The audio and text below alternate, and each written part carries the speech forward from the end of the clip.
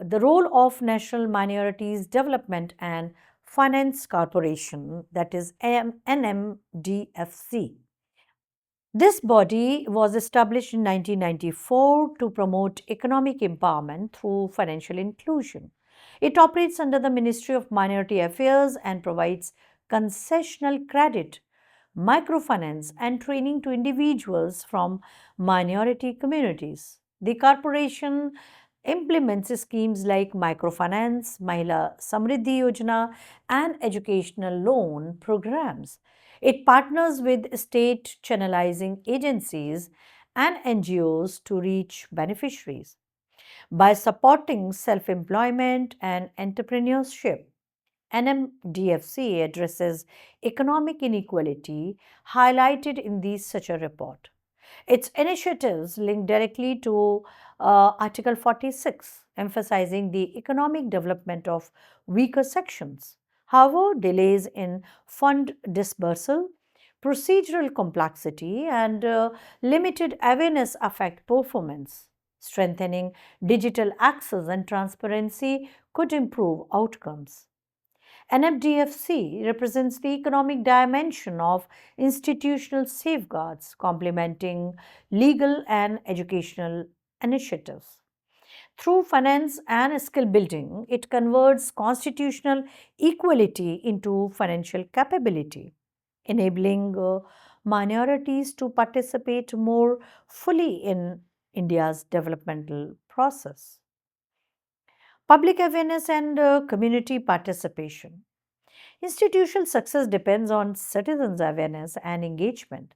Many minorities groups remain unaware of their rights, benefits, and grievance mechanisms. The ministry and commission conducts outreach programs, workshops, and campaigns to spread legal literacy and promote inclusion. Initiatives like Nai Roshni train minority women in leadership and community participation. However, limited rural connectivity and low literacy, that includes digital literacy also, hinder outreach. Civil society organizations, NGOs, and faith based institutions play a vital role in bridging this gap. Effective participation ensures that policies are responsive to real community needs rather than administrative assumptions. Involving local leaders in planning and monitoring improves accountability. Awareness transforms passive recipients into active citizens, strengthening democracy from below. For minorities, participation means representation and voice, turning constitutional ideals into live experiences.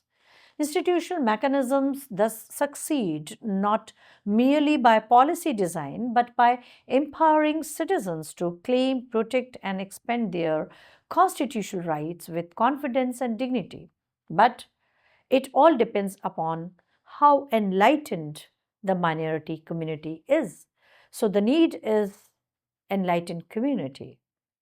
Over 3 decades, India's minority institutions have achieved notable progress. NCM and NCMEI have improved minority representation in governance and education. The Ministry of Minority Affairs has implemented large scale welfare schemes impacting millions. Judicial interpretations have expanded institutional powers and accountability. Reports like Sacha Committee of 2006 and Mishra of 2007 have guided data driven reforms. Minority educational participation and access to scholarships have risen steadily. Economic inclusion through NMDFC has empowered self help groups and entrepreneurs. Despite limitations, these institutions embody the state's commitment to equality and, of course, secular governance. They have also helped reduce communal tension by institutionalizing grievance redressal. While challenges persist in resource allocation and coordination, the cumulative effect has been transformative. These mechanisms prove that constitutional values can be advanced not only by courts but through sustained administrative efforts and political will dedicated to justice, fraternity, and inclusive national development. Limitation and limitations and reform proposals.